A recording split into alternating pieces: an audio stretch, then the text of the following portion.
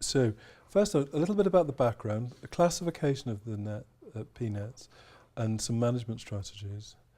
And that's just to remind us about the pattern of disease. But we're focusing on what are neuroendocrine tumours of the pancreas and duodenum, not any other type of tumours. And this is just reminding us about all the different types of tumours that people do get. And in terms of the enteropancreatic tumour, sorry, I'm doing this and thinking you can see it on there, you can't, which is a shame. So 40% of gastrinomas, 10% in insulinomas, non-functioning and things that secrete polypeptides which don't have an endocrine function is 20 to 55%. Glucogonomas, you see, less than 1%. And VIPomas are where you get watery diarrhea and hypochlorhydria and hypokalemia, less than 1%. So a very uncommon condition. I'm not going to talk about the lumps and bumps in the adrenals because they present a whole different set of issues. This is the screening that the Endocrine Society recommend. This is Raj Thakur is the first author of this paper. It's in Journal of Clinical Endocrinology and Metabolism from 2012. And this is what they recommend in order to try and find these things as quickly as possible and act on them.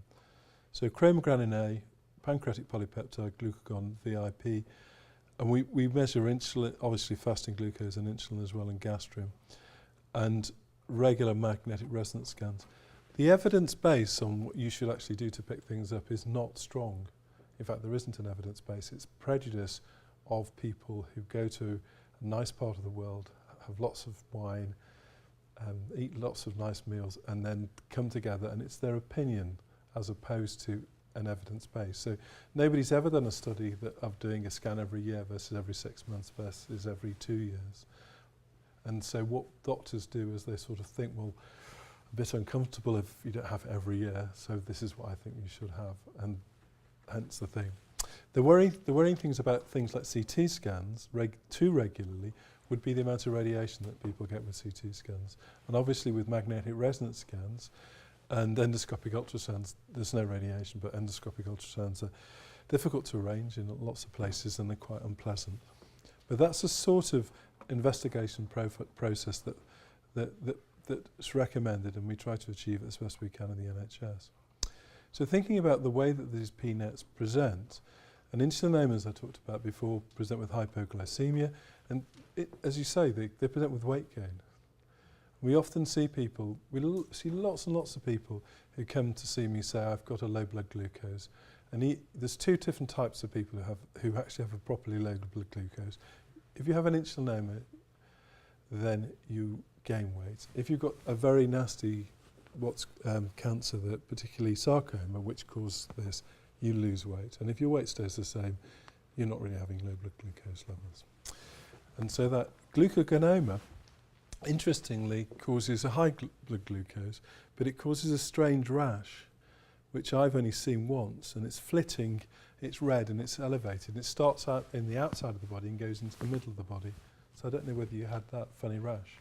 That's a classic. It's called a necrotizing migratory erythema, but I saw it when I worked in Sheffield, but it's a classic rash that you can pick up.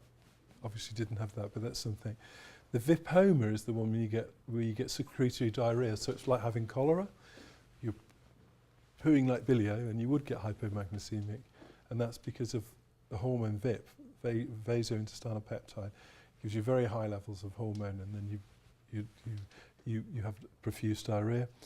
Gastrinomas, peptic ulcers, abdominal pain and diarrhea. Somatostatinomas, and that's where you're making the hormone octreotide or somatostatin. That's the one we treat people with, and they get diabetes, diarrhea, and they get gallstones. And the non-functioning are a big proportion. If they're not known to have MEN, people present with weight loss due to the mass of tumour, not weight loss due to any other reason. So there's a big lump, it's often metastasized already, and if you're not known to have MEN1, then that could be the first presentation. There are lots of other people who don't have multiple endocrine neoplasia who develop these lumps, And most of the research is done on people who are not MEN patients because it's a bigger population of patients. And you'll see that the insulinoma, the incidence of metastases is quite low, 15%. The gastrinomas, it's higher, but in the non-functioning ones particularly, the majority of people are metastasized by the time they're actually diagnosed. So in those patients, removing the primary tumour is one piece of work, but then dealing with the metastases is another piece of work already. And I was listening to Rog Thacker talking at the British Endocrine Society meeting about MEN in Liverpool last year, and they're talking about removing single pancreatic neuroendocrine tumours, and they identified one at their MDT. They decided to remove it, and then when they rescanned the patient, the one that they wanted to remove was still there, but then they'd taken another one out which they couldn't see on the scan, and it was a neuroendocrine tumour. So the problem is that talking to Andy Smith, who's a pancreatic surgeon here, you can remove them, but then you have to, with the pancreas, you have to use a bit of bowel or something to stop the pancreas leaking. And so that the idea of enucleation or removing an individual thing is more complicated than it seems to a physician. Surgeons obviously have to do the job. Chopping bits off is easier, so you can chop the tail off easily. You can chop the head and then the tail off and leave the middle. But when you've got, as you said, a lot of tumours that you can see and then a huge number that you can't see potentially, taking the whole thing away might be the right approach. So we talked about gastrinomas before. Zollinger Ellison syndrome, usually over 30s, occurs with hyperparathyroidism, and the management of those before they become metastatic. And actually, when these tumours are metastatic, drugs like octreotide and lanreotide tend to lower the gastrin levels, and there's some evidence with all of these pancreatic neuroendocrine tumours that it stops the progression of the disease because it lowers the hormone level, but it seems to have some action on the lumps themselves, and they don't get any bigger, or that the progression-free period is slightly longer in patients on octreotide. In patients with gastrinomas, if you have a pancreatic mass more than 4 centimetres, you've got a 25 to 40% chance of liver metastasis. If it's between 2 and 3 centimetres, you've got a 50 to 75% chance of lymph node metastasis. Now, in people with gastrinomas less than 2 centimetres, there's 100% survival at 15 years, and 52% survival with metastatic disease at 15 years. And having lymph node metastases doesn't seem to have an adverse prognosis. Insulinomas, again, that's 20 to 40 years of age, hypoglycaemic things on fasting, and weight gain, which is what we had before. 10% of MEN1 will present with symptomatic insulinoma. So the first presentation of somebody will be with an insulinoma. And 4% of patients who have insulinomas will be MEN patients. So the other 96% of people with insulinomas are not MEN patients. And so we do see lots, well not lots, but we see insulinomas quite frequently, and nearly all of them haven't got MEN. So frequent carbohydrate meals, diazoxide, octreotide and surgery are the treatments. And that's actually an insulinoma. If you can see that little, you can't see it because it's just there. That's the pancreas. So it's a single insulinoma and the surgeon's removing it. And that's the best treatment, is obviously surgery. Non-functioning tumours are, as I said, are asymptomatic, picked up on regular scans, and if the tumour's more than 1 to 2 centimetres in size, surgery is recommended. And the reason for that being that they're very likely to metastasise. There's a recent study, which I can't find the actual paper, but it's been published in abstract form, using Lanreotide for people with metastatic, non-functioning pancreatic neuroendocrine tumours, called the CLARINET Study. And it was actually, one of the centres was in London, And they showed a reduction in disease progression from 16.6 months to 22 months. So an improvement in disease progression. So it's a longer time between disease progression in people who were given Lanreotide in a dose of 120 milligrams IM once a month. And on that basis, the FDA in America has approved Lanreotide for treatment of any neuroendocrine tumour of the pancreas or hepatobiliary tract. So that's a drug which is like octreotide. It's a somatostatin analog. In non-functioning pancreatic NETs, metastases are present in 43% of people with the pNETs above 3 centimetres in size, 18% of people with them between 2.1 and 3 centimetres, and 4% in people with them less than 1 centimetre in size. So the ones that tend to metastasize the most commonly are the ones that are not making any hormones. And this is an MR scan, and you can see a tiny little neuroendocrine tumour there, but there's lots of liver metastases. So somebody's presenting with a tiny little neuroendocrine tumour in the tail of the pancreas, and they've already got lots of liver metastases, and that's what happens with the non-functioning ones in particular. But I say that's the case for non-functioning tumours in patients without MEN1 as well as those with MEN1.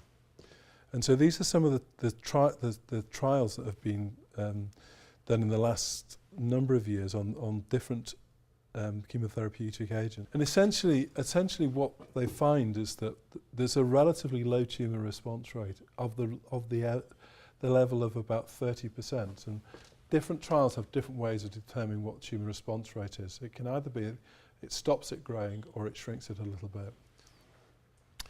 And depending on the different trials, and again these are all pancreatic neuroendocrine tumours, not necessarily MEN patients.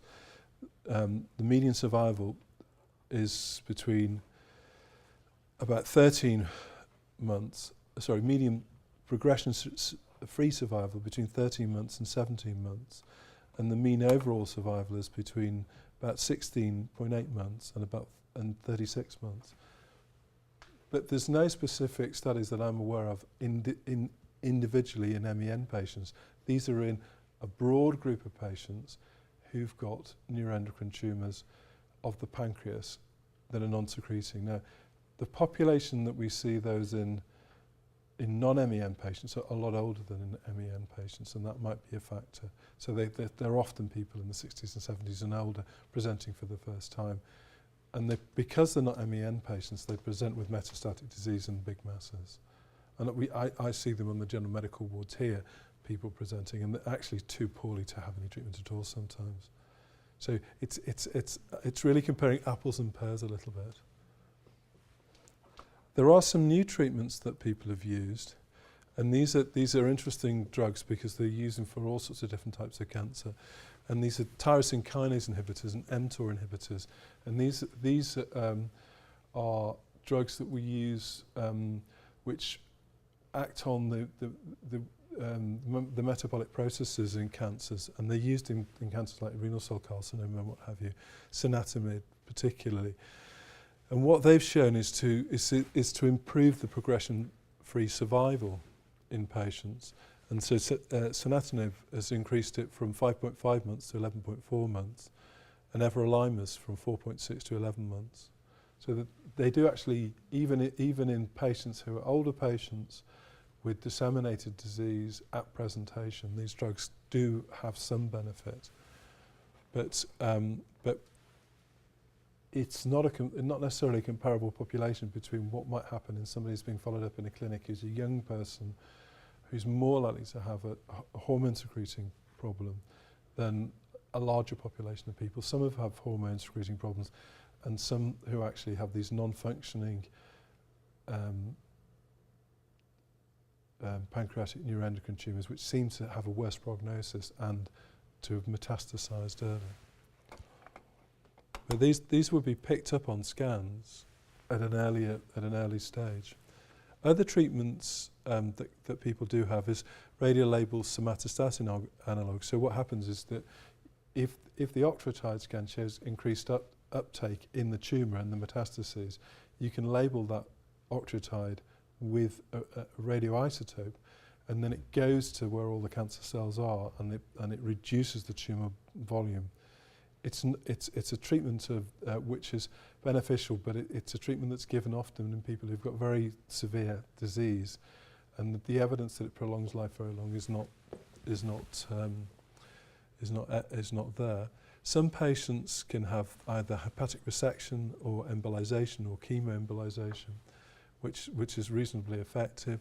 And in some situations where there are metastases just in the liver, there's no progression of disease, and the original tumour has been removed, they have to fulfill something called the Milan criteria. Then they can have liver transplants. And that has been shown to prolong life and be quite effective in a small proportion of people. But obviously liver transplant is a major undertaking, and the people doing the transplant have to be sure that there's unlikely to be further metastatic spread beyond the liver when they're undertaking the transplant. But in summary, I think I would say that pancreatic neuroendocrine tumours overall have a more indolent course than other malignancies. So for instance, pancreatic adenocarcinomas have a very quick progressive problem. The preservation of the quality of life and personalisation of treatment seems to be the way forward, and that relates to the tumour's behaviour and also the patient, the patient's features, and that would be dependent on the person's well-being, their age, and lots of other factors.